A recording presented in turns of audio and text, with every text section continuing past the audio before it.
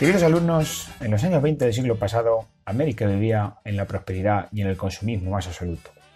Los felices años 20 llenaban bailes, teatros, todo ello regado con el alcohol de la ley seca. Sin embargo, nadie esperaba lo que iba a pasar después. El crack del 29 y la Gran Depresión, la gran crisis del capitalismo hasta la fecha. Bienvenidos a los felices años 20 y al crack del 29. ¡Comenzamos!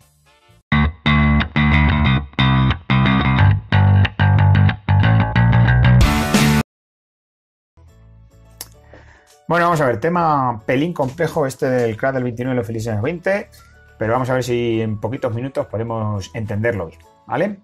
Bueno, vamos a empezar con los felices años 20. Estados Unidos, durante la Primera Guerra Mundial, como ya mencioné en el tema anterior, vende muchos bienes a los aliados, no tiene muchas bajas en la guerra, es decir, es el gran beneficiado, ¿vale? Esto se va a ver sobre todo después de la Primera Guerra Mundial, ¿vale? Cuando va a empezar a prestar dinero para la reconstrucción de Europa a los países afectados en Europa, sobre todo Francia y Gran Bretaña, que son sus aliados. Eso va a hacer que su economía se dispare, ¿entendido? Estados Unidos se convierte en la primera potencia mundial en este momento, dando lugar a esta época de prosperidad, como veis aquí, y de consumismo total y absoluto, que son los felices años 20. Es la primera gran época del capitalismo, ¿vale? Empieza a surgir una clase media importante en Estados Unidos, ¿entendido? Todo esto dura durante toda la década de los 20, pero el jueves negro, octubre del año 1929, se va a producir una caída, como vamos a ver ahora después, de la bolsa de Nueva York, gigante, que va a provocar una crisis sin precedente. ¿Cuáles son esas causas? ¿Qué pasó durante los años 20 o qué se hizo mal en Estados Unidos durante los años 20 para que se llegara a esta situación de crisis económica en los años 30? Bueno, lo primero, el boom de la bolsa, ¿entendido? Toda la gente en Estados Unidos, o gran parte de la población, va a empezar a invertir en bolsa, porque sale muy rentable, ¿vale? Los valores de las acciones en la bolsa de Nueva York van a empezar a subir un montón. No solo porque las empresas tienen beneficios, como tenéis aquí, sino porque hay una demanda de acciones gigantesca y eso va a hacer que el precio suba. Obviamente sube la demanda y sube el precio. Esto es muy peligroso, porque esa demanda de las acciones, como pone aquí, es un precio falso. Es decir, el valor que tienen las acciones no se corresponde con los beneficios de la empresa, sino también se corresponde con una demanda ficticia o falsa de esas acciones. Es decir, no debe de subir tanto el valor de la acción. La acción estaba por encima, sin ninguna duda, del precio que realmente debería tener según el valor de esa empresa. Esto obviamente supone un peligro muy grande económico, porque al fin y al cabo esto que tenéis aquí en rojo, o esta flecha que tenéis aquí en rojo, es una burbuja. Esto puede llegar un momento en que la demanda se acabe de golpe, como así pasó, y entonces el valor de las acciones, como veremos, bajará de repente, arruinando a mucha gente.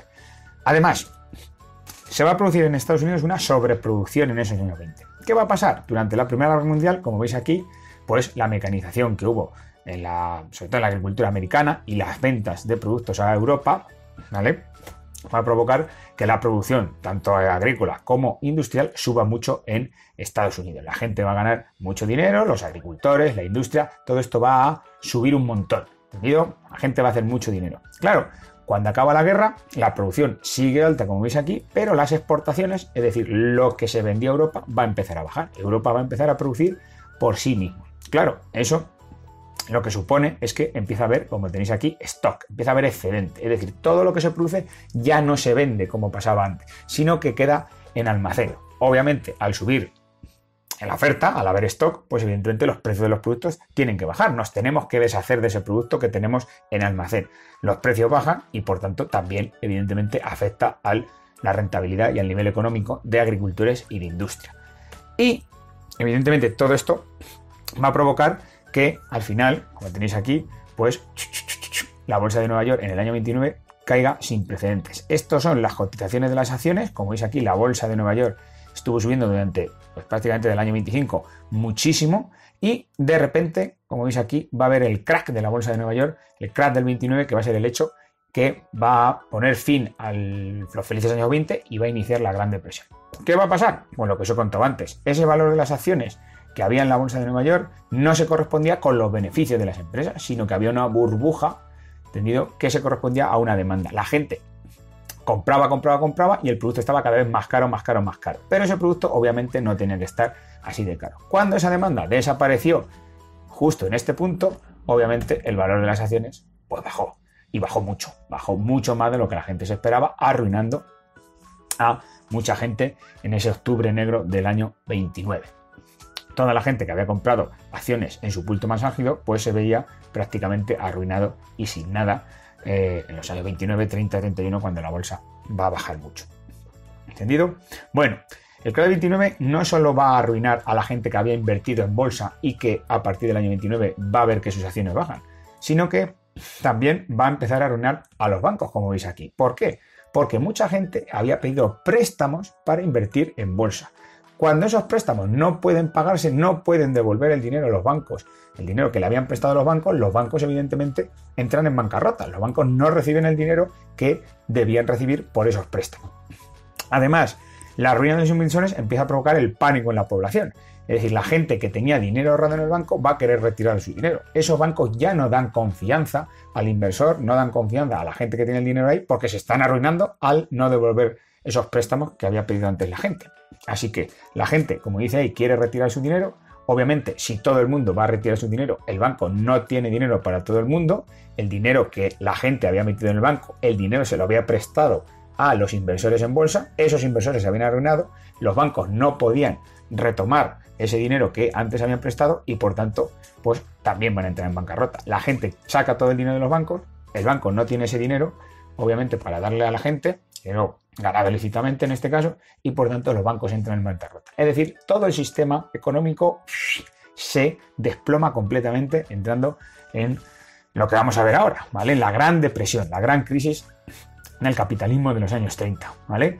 La Gran Depresión, pues como cualquier otra crisis, va a basarse en un círculo vicioso que vais a ver aquí, ¿vale? La gente no tiene dinero, ¿vale? La gente se arruina, eso hace que el consumo obviamente baje, ¿vale? La gente ya no compra tanto, al no comprar tanto, la industria obviamente también baja, ya no hay que producir tanto y eso va a provocar que el desempleo suba. A la industria le sobran trabajadores y por tanto el paro sube.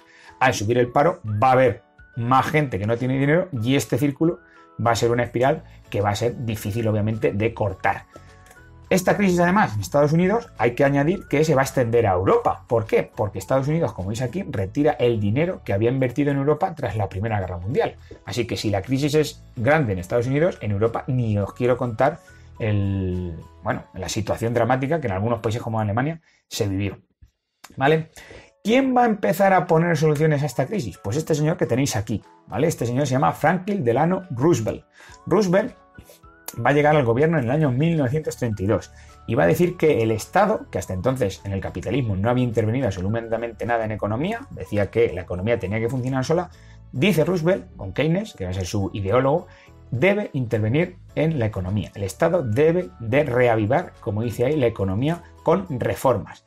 ¿Qué tipo de reformas va a proponer Roosevelt? De dos tipos. Por un lado, económicas. ¿En qué sentido? Por ejemplo, la creación de compañías públicas, ¿vale? El Estado tiene que crear empresas públicas para que haya empleo, como veremos después.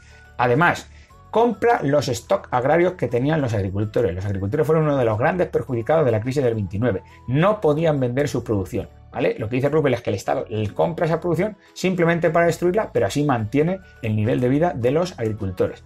Y luego también, como veis aquí, obliga a los bancos a prestar dinero a bajo interés para fomentar el consumo. Si los préstamos están bajos, la gente va a poder pedir dinero a los bancos para poder consumir. A nivel social, pues Roosevelt dice básicamente tres cosas. La primera, la creación de obras públicas. Roosevelt se pone a crear carreteras, a crear ferrocarriles, a crear presas para crear empleo. Las obras públicas siempre dan mucho empleo público, ¿vale? La gente trabaja. Además, Roosevelt dice, hay que incrementar los salarios y además, dice Roosevelt, hay que reducir el tiempo de trabajo, hay que dar más tiempo libre a la gente. ¿Cómo es esto? Coño, ¿cómo va a funcionar la economía si la gente cobra más y trabaja menos? Pues Roosevelt dice que si hacemos estas tres cosas, evidentemente el consumo subirá. La gente necesita más dinero y más tiempo libre para poder gastar ese dinero. Si la gente gasta dinero, el consumo subirá, la producción, como veis ahí, de industrias, etcétera, etcétera, subirá, la economía subirá y todos estaremos contentos y felices. Bueno, aquí os lleváis el vídeo sobre el CRA 29 y la Gran Depresión. Espero que os haya quedado claro. Es un poco complejo el asunto, hay muchos conceptos, pero bueno, vamos a ver si con este vídeo pues os ha quedado un poquito más claro el tema, ¿vale? No os olvidéis suscribiros al canal de YouTube porque próximamente tendremos más vídeos sobre historia del mundo contemporáneo, universal y de España. Adiós.